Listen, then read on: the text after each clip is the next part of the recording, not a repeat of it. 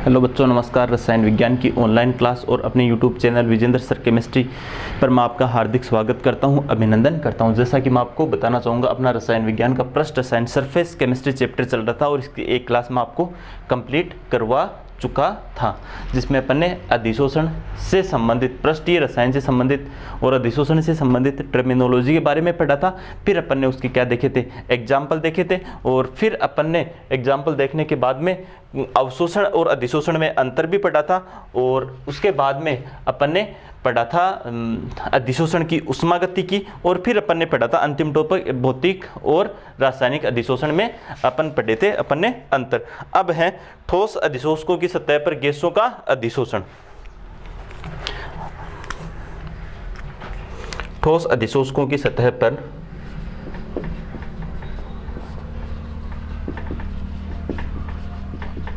अधिशोषकों की सतह पर गैसों का अधिशोषण, यानी अपन पढ़ेंगे ठोस अधिशोषक होगा और उसकी सतह पर गैसों का क्या होगा, अधिशोषण होगा। यानी ठोस अधिशोषक होंगे और उनके पृष्ठ पर जो गैसेज होगी उनका क्या होगा, अधिशोषण होगा। उनको कौन कौन से कारक प्रभावित करते हैं, उन कारकों के बारे में अपन पढ़ेंगे। यानी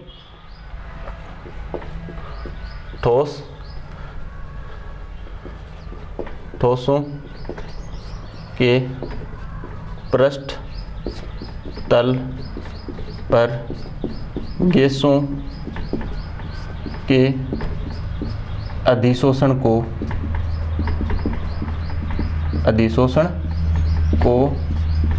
प्रभावित करने वाले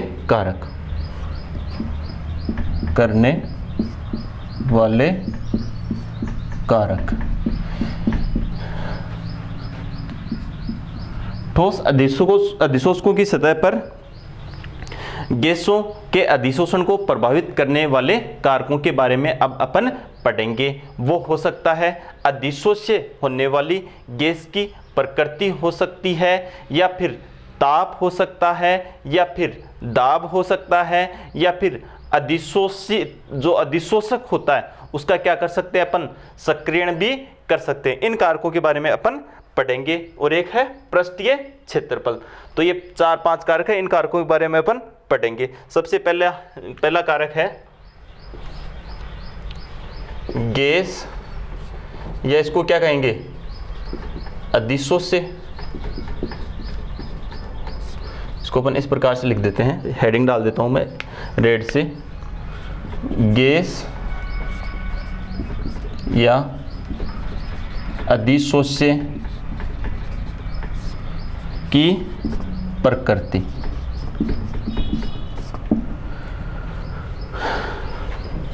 दूसरा है अधिशोषक का पृष्ठीय क्षेत्रफल।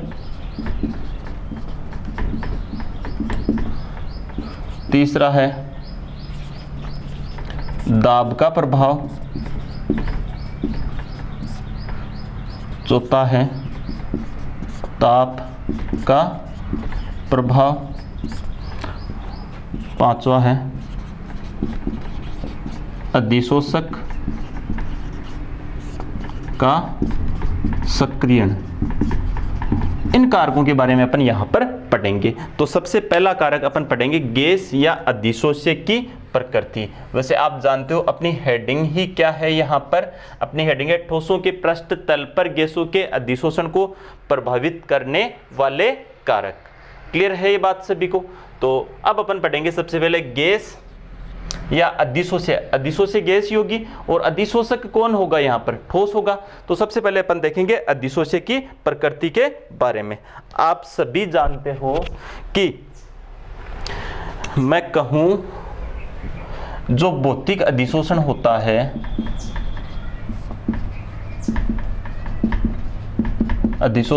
है, उसमें दुर्बल वान डेर वाल्स बल पाए जाते हैं। वाल्स बल उपस्थित होते हैं। इसके कारण सरलता से द्रवित होने वाली गैसें, सरलता से द्रवित होने वाली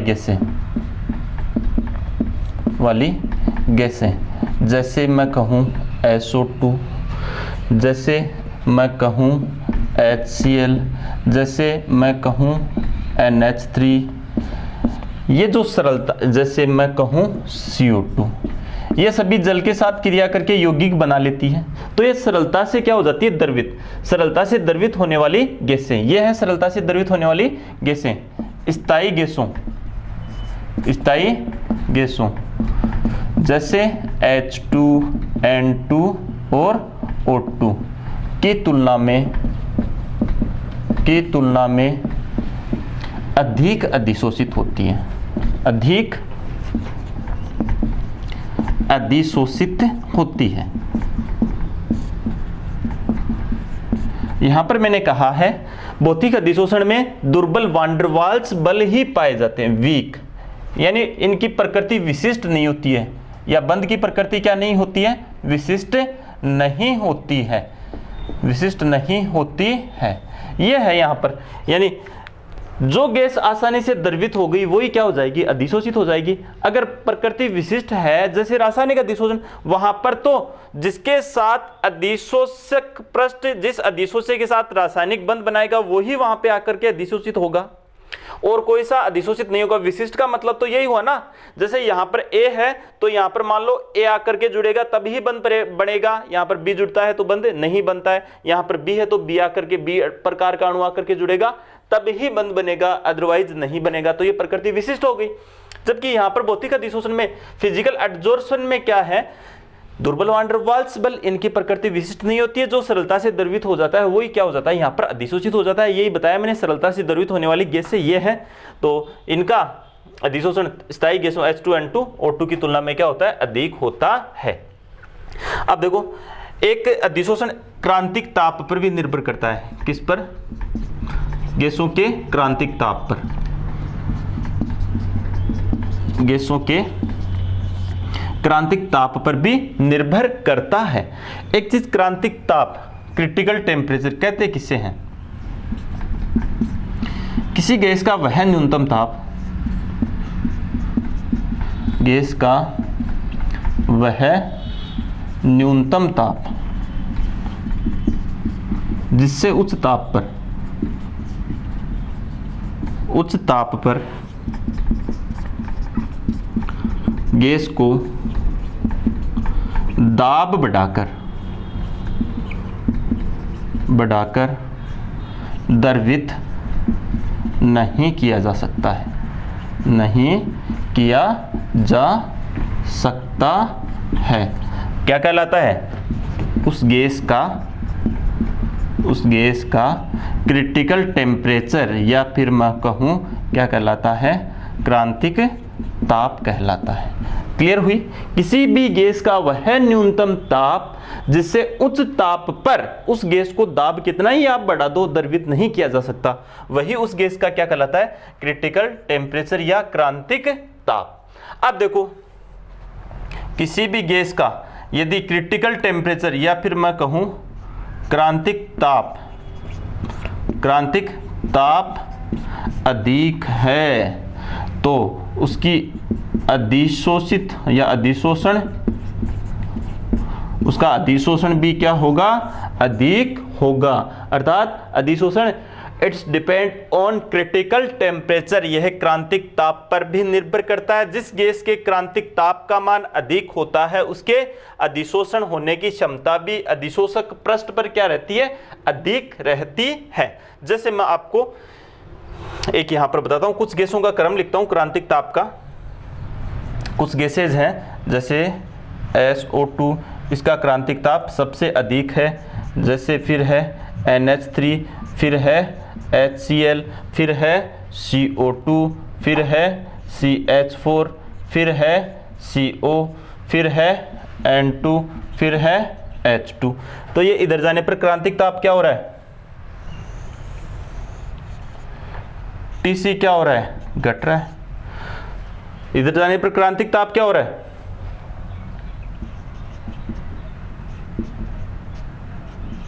क्रांतिक ताप क्या हो रहा है, क्रांतिक ताप घट है।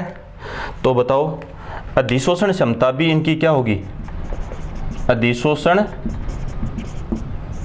क्षमता भी क्या होगी इधर जाने पर, अधिशोषण क्षमता भी क्या होगी इधर जाने पर घटेगी। तो क्रांतिक ताप घटेगा तो मैं इसको ऊपर ही लिख देता हूं। तो इनकी अधिशोषण क्षमता भी क्या होगी, इनकी अधिशोषण क्षमता, अधिशोषित होने की क्षमता भी कह सकता हूं, शोषित होने की क्षमता भी क्या होगी, डिक्रीज होगी। तो क्रांतिक ताप, जिस गैस की क्रांतिक ताप क्रिटिकल टेम्परेचर का मान अधिक है तो वह अधिक अधिशोषित होगी या उसका अधिशोषण क्या होगा, अधिक होगा। और जिस गैस के क्रिटिकल टेम्परेचर का मान कम है उसका अधिशोषण क्या होगा, कम। कुछ गैसों के क्रांतिक ताप के घटते हुए क्रम में है तो इधर जाने पर क्रांतिक ताप क्या हो रहा है, घट रहा है। तो यहाँ पर इधर से इधर जाने पर इनकी अधिशोषण क्षमता में भी क्या आएगी, कमी आएगी। क्लियर हुई। तो इस प्रकार से ये कौन सा कारक बताया मैंने आपको, गैस या अधिशोषक की प्रकृति का प्रभाव। अब दूसरा देखेंगे अधिशोषक का पृष्ठीय क्षेत्रफल। तो इसको आप तुरंत डिनोट कर लो या स्क्रीनशॉट ले सकते हो, इसको नोट्स में इसी तरह से आपको क्या करना है, उतारना है।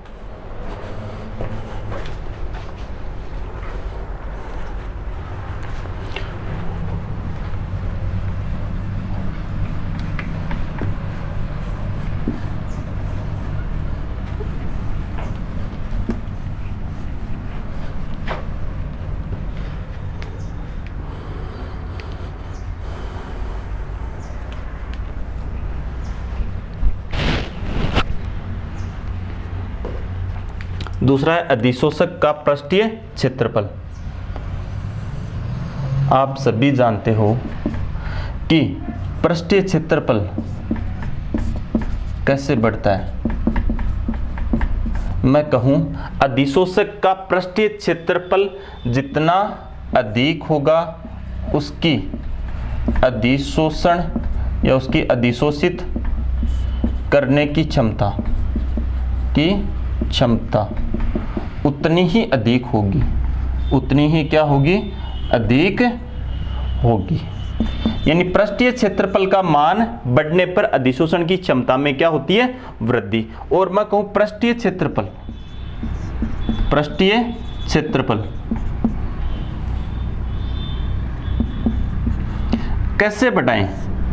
कैसे बढ़ाएं, अधिशोषक को बारीक पीस कर या चूर्णित करने पर उसका सरफेस एरिया या पृष्ठीय क्षेत्रफल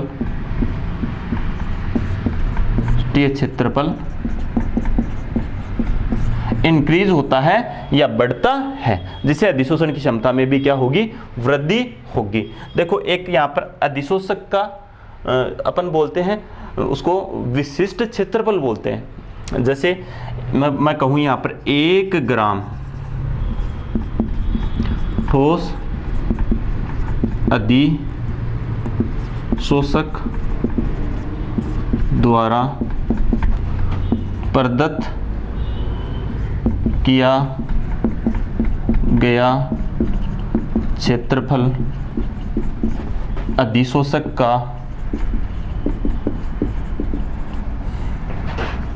का विशिष्ट क्षेत्रफल कहलाता है, विशिष्ट क्षेत्रफल कहलाता है। यहां पर यही लिखा है 1 ग्राम ठोस अधिशोषक द्वारा अधिशोषक को प्रदान किया गया प्रदत्त किया गया क्षेत्रफल जो होता है वो ही क्या कहलाता है, अधिशोषक का विशिष्ट प्रदत्त। क्या कहलाता है, अधिशोषक का विशिष्ट क्षेत्रफल कहलाता है। अब देखो विभिन्न धातुओं के अधिशोषण की क्षमता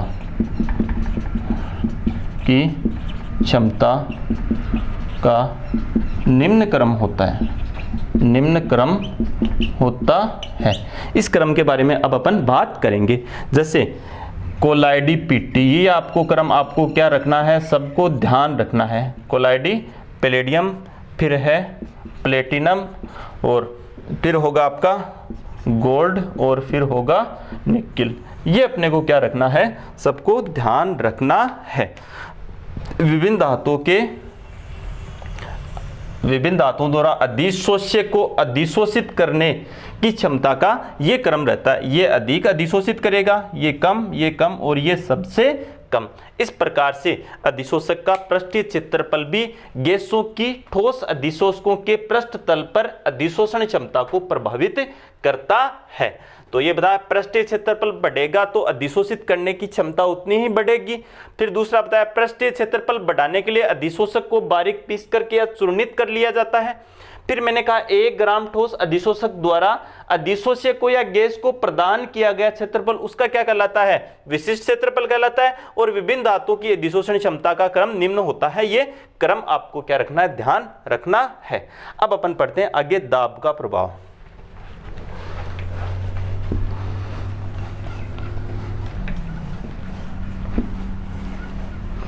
इफेक्ट ऑफ प्रेशर।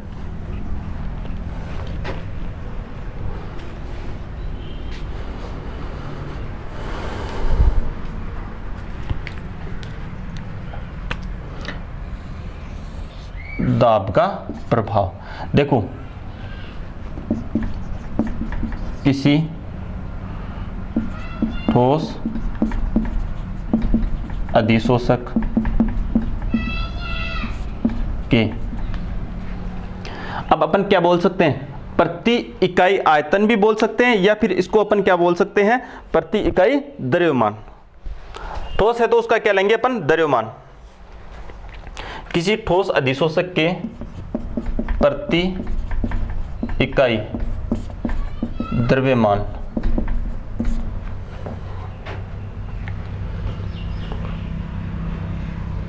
जिस पर अधिशोषित होता है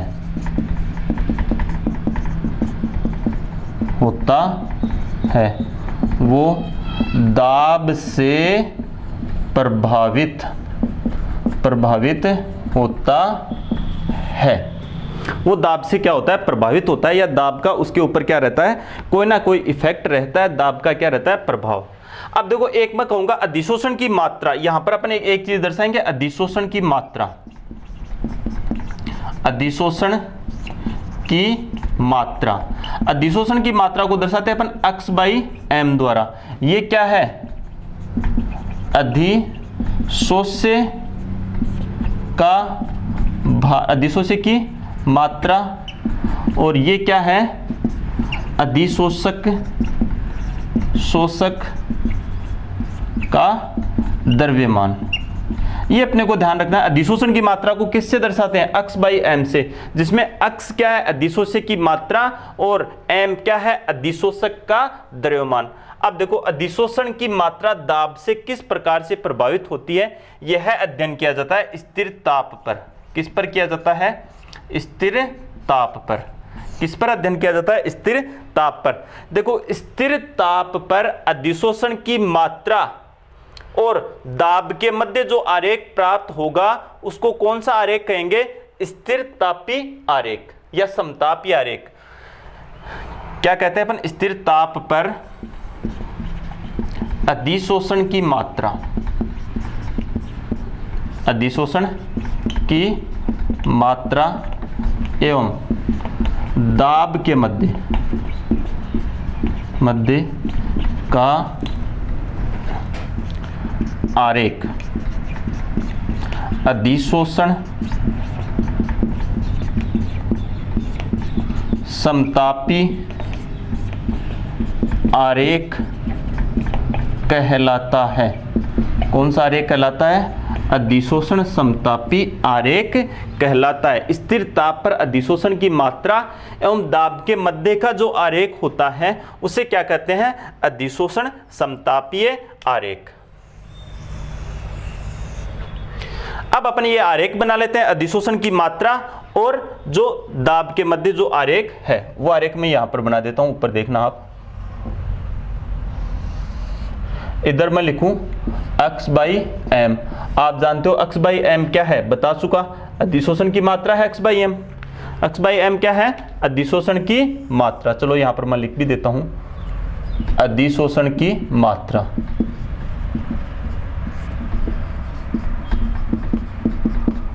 और दाब के मध्य आरेख खींच रहे अपन, P क्या है, ये क्या है, दाब के मध्य अपन आरेख खींच रहे हैं। देखो इस आरेख में अपने को रिजल्ट किस प्रकार का प्राप्त होगा। पहले देखो क्या हो रहा है, जैसे जैसे अपन दाब बढ़ा रहे हैं, अधिशोषण की मात्रा क्या हो रही है, अधिशोषण की मात्रा क्या हो रही है, बढ़ रही है। तो आपको सबको दिख रहा है आरेख में, दाब बढ़ाने पर स्थिर ताप पर, यह आरेख कहां पर है, स्थिर ताप पर। स्थिर ताप पर आप सभी देख रहे हो, स्थिर ताप पर जैसे जैसे अपन दाब बढ़ा रहे हैं वैसे वैसे अधिशोषण की मात्रा बढ़ रही है। और एक दाब के निश्चित मान पर इसको PS से या संतृप्ति दाब कहते हैं। कौन सा दाब बोल रहे हैं इसको, PS। या इसको क्या कहते हैं, संतृप्ति दाब। इस दाब पर अधिशोषित की मात्रा क्या हो जाती है, अधिकतम हो जाती है। और उसके बाद में अगर आप दाब बढ़ाओगे तो अधिशोषण की मात्रा नहीं बढ़ेगी। इस दाब पर ही अधिशोषण की मात्रा क्या हो जाती है, स्थिर हो जाती है। और इस दाब को अपन कौन सा दाब कहते हैं, इस दाब को अपन कहते हैं संतृप्ति दाब। कौन सा दाब कहते हैं, संतृप्ति दाब। देखो अधिशोषण आपने सभी ने पढ़ा था, कैसा प्रक्रम है, उत्क्रमणीय प्रक्रम है, उत्क्रमणीय प्रक्रम। चलो न भी ध्यान दिया तो अब ध्यान दे लेना। अधिशोषण कैसा प्रक्रम है, अधिशोषण कैसा प्रक्रम है, अधिशोषण एक उत्क्रमणीय प्रक्रम है। तो उत्क्रमणीय प्रक्रम में क्या होता है, अग्र अभिक्रिया और पश्च अभिक्रिया का rate of forward reaction equal to rate of backward reaction, दोनों रेट ऑफ रिएक्शन क्या रहते हैं, सेम। तो देखो जैसे ही संतृप्ति दाब तक दाब पहुंचता है, क्या बराबर हो जाता है, अधिशोषण और विशोषण। इनकी दर क्या, इनके मध्य क्या स्थापित हो जाता है, साम्य स्थापित हो जाता है। जितनी मात्रा का अधिशोषण होगा उतनी ही मात्रा का पुनः क्या हो जाता है, विशोषण हो जाता है इस दाब के बाद में। तो ये कौन सा आरेख बता चुका हूं, ये दाब का प्रभाव मैं आपको बता चुका, ये रहता है स्थिर ताप पर। तो ये चीज भी आपको सभी को क्या रहनी चाहिए, क्लियर रहनी चाहिए। क्लियर है ये चीज सभी को। अब अपन बात करते हैं आगे ताप के प्रभाव की। तो ये दाब का प्रभाव पढ़ेंगे तो इसमें कौन सा आरेख होगा, ये समतापी आरेख। कैसा, समतापी आरेख, जिसमें ताप क्या रहता है, स्थिर रहता है। अब चलते हैं अपन नेक्स्ट टॉपिक की ओर।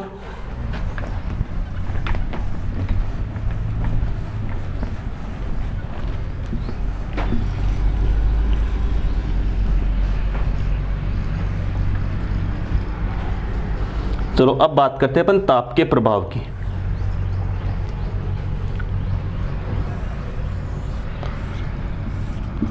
ताप का प्रभाव देखो, अधिशोषण में क्या होता है, जैसे मैं लिखूं, एक संबंध लिख रहा हूं यहां पर, अधिशोष से, यही है, यही प्रभाव बता रहा हूं, अधिशोष से और प्लस अधिशोषक। भाई अधिशोषण में अपने को मेनली इन्हीं का ध्यान रखना है, क्या क्या पाए जाते हैं, ये अधिशोष्य और अधिशोषक। इसके पृष्ठ पर यह अधिशोषित होता है, इसके पृष्ठ तल पर। और क्या होता है ये, अधिशोषण प्लस ऊष्मा। तो अपन ऐसे बोल सकते हैं क्या, वैसे पढ़ा चुका, अधिशोषण एक ऊष्मा क्षेपी प्रक्रम है। कैसा प्रक्रम है, ऊष्मा क्षेपी प्रक्रम है। जबकि इसके विपरीत बात करूं मैं, विपरीत अवशोषण, सॉरी विशोषण, विशोषण कैसा प्रक्रम है, ऊष्मा शोषी प्रक्रम है। तो यहां पर दो प्रोसीजर के बारे में बताया मैंने आपको। अधिशोषण क्या है? अधिशोषण एक ऊष्माक्षेपी प्रक्रम है, इसमें ऊष्मा बाहर निकलती है, अर्थात डेल्टा एच यहां पर क्या रहता है? नेगेटिव रहता है। इसके विपरीत विशोषण ये कैसा है? ऊष्माक्षेपी प्रक्रम है।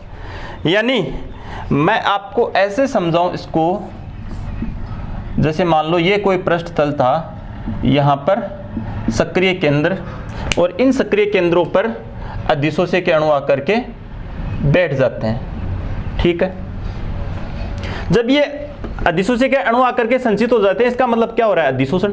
तब तो इनकी ऊष्मा क्या होगी? कम। तब तो ऊष्मा क्या निकलेगी? बाहर। इसका मतलब यह प्रक्रम कैसा हो गया? ऊष्माक्षेपी। अब एक बात बताओ, इसको ताप दोगे तो इनको ऊर्जा मिलेगी नहीं मिलेगी? अधिशोष्य के कणों को।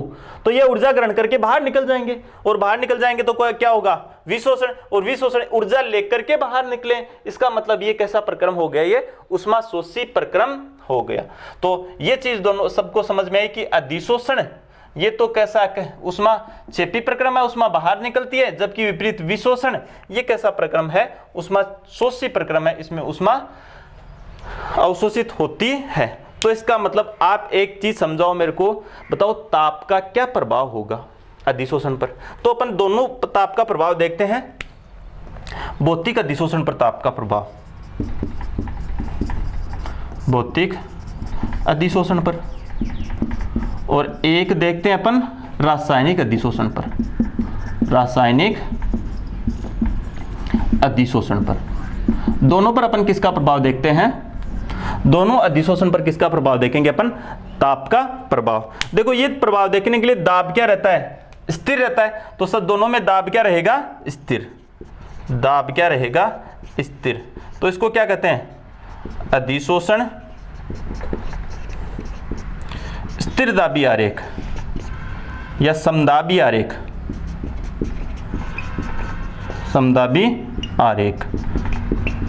कौन सा आरेख कहेंगे इसको? अधिशोषण समदाबी आरेख। तो ये कौन सा है? समदाबी आरेख।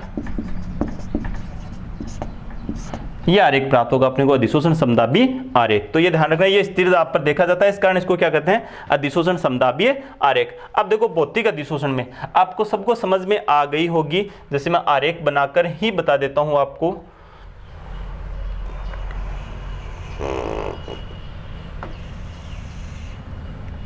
यह है अधिशोषण की मात्रा x/m, और ये क्या है? ताप। इधर ताप है और ये है अधिशोषण की मात्रा। देखो, और P क्या है? दाब क्या है? स्थिर। तो इसमें आपको सबको पता रहना चाहिए। बताओ, ये दाब बढ़ाने पर अधिशोषण की मात्रा क्या होगी? यहां पर दाब बढ़ाने पर अधिशोषण की मात्रा घटती है। जैसे मैं इसको आरेख को ऐसे बना सकता हूं।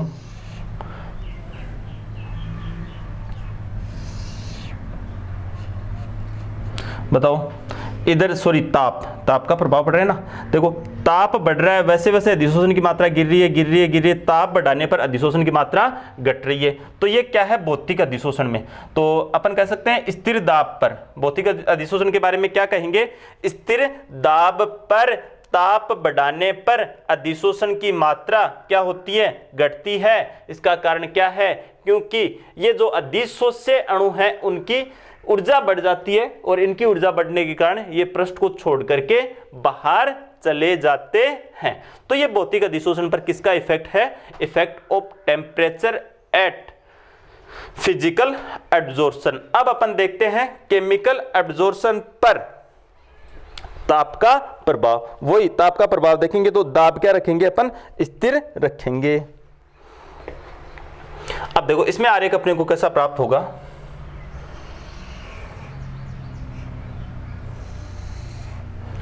यह है ताप T, यह अधिशोषण की मात्रा x/m, अधिशोषण की मात्रा।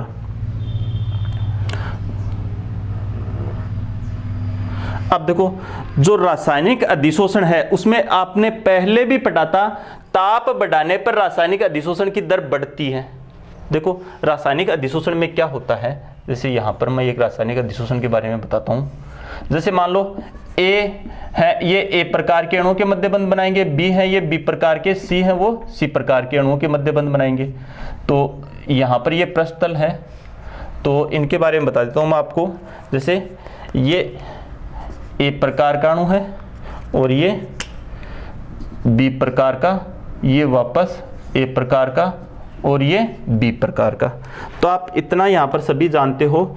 एक के साथ रासायनिक अधिशोषण की प्रकृति क्या होती है? ये रासायनिक अधिशोषण पढ़ रहा हूं ना, कौन सा अधिशोषण? रासायनिक अधिशोषण। और आप जानते हो रासायनिक अधिशोषण की प्रकृति क्या होती है? विशिष्ट। विशिष्ट होने का मतलब क्या है? यहाँ पर यदि ए आएगा तब ही बंध बनेगा, यहाँ पर यदि ए आएगा तब ही बंध बनेगा, अधिशोषित होगा ये ए, यहाँ पर केवल बी ही अधिशोषित होगा तभी बंध बनेगा, यहाँ पर भी केवल कौन होगा? बी ही अधिशोषित होगा। यानी ये विशेष ए अणु आया तभी ही बंध बना, विशेष अणु बी आया तभी ही बना, विशेष अणु ए आया तभी बना।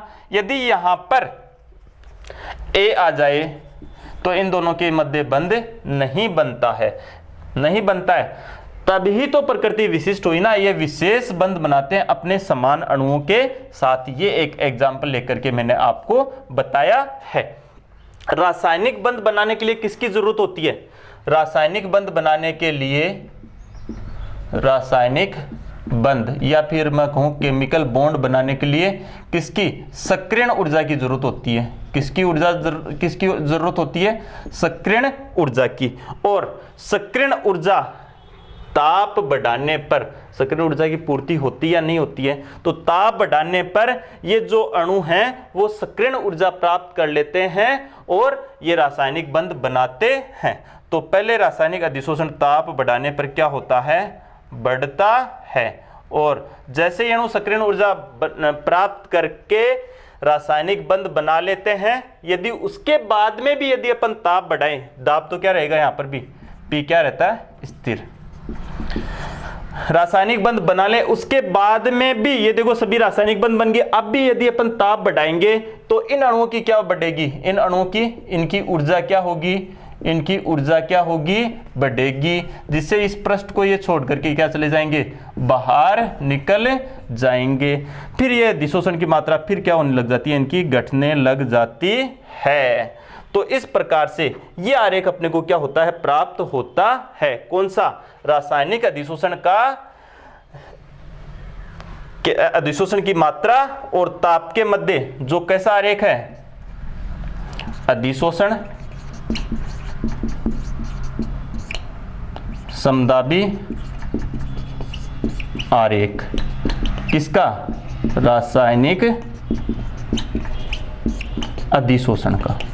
किसका है ये? रासायनिक अधिशोषण का अधिशोषण समदाबीय आरेख है।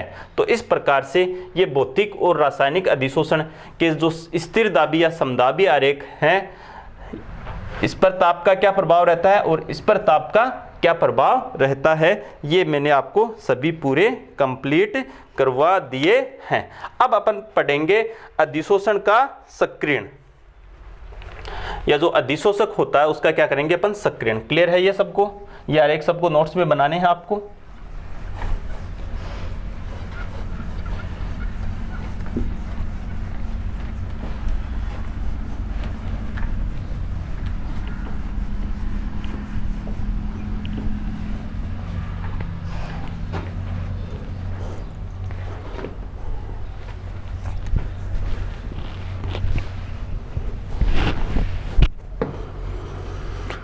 अधिशोषक का सक्रियण, इस पॉइंट के बारे में अपन पढ़ेंगे। देखो, अधिशोषक जब ठोस होता है तब उसको पीस कर या फिर मैं कहूँ चूर्णित करके या फिर मैं कहूँ संरंध्रित करके उसका पृष्ठीय क्षेत्रफल बढ़ाया जाता है। पृष्ठीय क्षेत्रफल बढ़ाया जाता है। तो किसका? अधिशोषक का। किसका? अधिशोषक क्या है? ठोस ही होगा, यहाँ पर वही पढ़ रहे अपन, ठोस अधिशोषक। अधिशोषक का ठोस अधिशोषक को पीस करके या चूर्णित करके या संरेंद्रित करके उनका पृष्ठीय क्षेत्रफल बढ़ाते हैं, जिससे अधिशोषण की मात्रा क्या होती है, जिससे अधिशोषण क्या होता है, बढ़ता है। यानी जिससे क्या होगा, ये जो इस पृष्ठ पर क्या रहता है, पृष्ठ तल पर क्या रहता है, अधिशोषक, और इसके ऊपर आकर के कौन संचित होते हैं इसके सक्रिय केंद्रों पर, कौन आकर के, ये क्या है, अधिशोष्य। अधिशोषक के पृष्ठ पर अधिशोष्य का संचित होना ही अधिशोषण कहलाता है। डेफिनेशन थी ये, पीछे बताई थी आपको मैंने। तो देखो, इसका पृष्ठीय क्षेत्रफल जितना ज्यादा बढ़ेगा उतने ही अणु इसके ऊपर ज्यादा आकर के बैठेंगे क्या। तो इसका पृष्ठीय क्षेत्रफल कैसे, अधिशोषक का सक्रियण कैसे किया जाता है, इसको पीस करके, चूर्णित करके या संरंध्रित करके भी इसका पृष्ठीय क्षेत्रफल बढ़ाया जाता है, जिससे अधिशोषण की क्षमता में क्या होती है, वृद्धि होती है। देखो, अधिशोषण का सक्रियण, अधिशोषक का सक्रियण निम्न प्रकार से किया जा सकता है, निम्न प्रकार से किया जाता है। अधिशोषक को सक्रियत किस प्रकार से किया जाता है, जैसे यदि ठोस अधिशोषकों को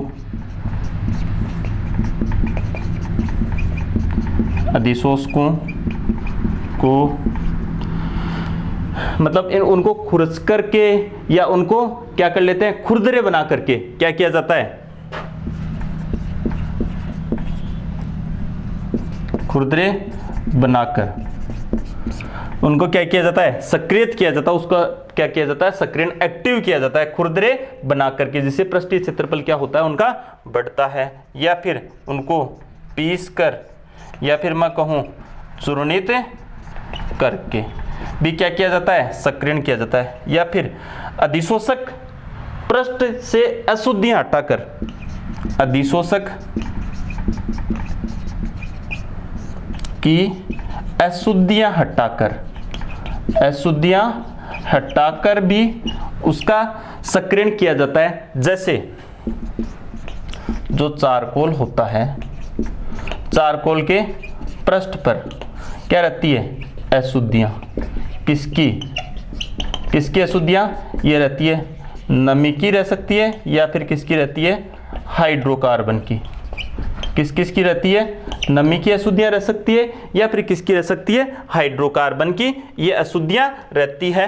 अब इसको क्या किया जाता है, रक्त तप्त गरम किया जाता है निर्वात में, जिससे वो अशुद्धियां क्या हो जाती है, हट जाती है। और जो चारकोल अपने को प्राप्त होगा, वो चारकोल प्राप्त होगा एक्टिवेटेड चारकोल। कौन सा चारकोल प्राप्त होगा, उस चारकोल को क्या कहेंगे अपन, सक्रिय चारकोल। कौन सा चारकोल, सक्रिय चारकोल कहेंगे उसको। कौन सा चारकोल कहेंगे उसको, सक्रिय चारकोल। तो किसे कहेंगे सक्रिय चारकोल, जब चारकोल को निर्वात में रक्त तप्त ताप तक या उच्च ताप तक यदि उसको अपन क्या करते हैं, गर्म करते हैं अति तप्त ताप पर, तो उसकी अशुद्धियां कौन सी, जो नमी की होती है या जो हाइड्रोकार्बन्स की अशुद्धियां होती है, वो क्या होती है, हट जाती है। और इस प्रकार जो चारकोल प्राप्त होता है उसको कहते हैं सक्रिय चारकोल। उसकी अधिशोषण क्षमता क्या हो जाती है, बढ़ जाती है। तो ये थे ठोस अधिशोषण की सतह पर गैसों का अधिशोषण और इनको प्रभावित करने वाले कारक। अब बढ़ेंगे अपन अधिशोषण समतापी आरेख, वो है फ्रेंडलिक समतापी आरेख। क्यों कहते हैं फ्रेंडलिक समतापी आरेख, क्योंकि उसके बारे में किसने बताया था, फ्रेंडलिक ने बताया था। तो आज की क्लास में बस इतना ही। धन्यवाद। अपना जो YouTube चैनल है विजेंद्र सर केमिस्ट्री नाम से, इसको सभी सब्सक्राइब करें और इसको शेयर भी करें, ताकि आपके जो अन्य साथी हैं उनके पास भी लॉकडाउन के दौरान ये कंटेंट ऑफ मैटर है ये पहुंच सके। थैंक यू, धन्यवाद।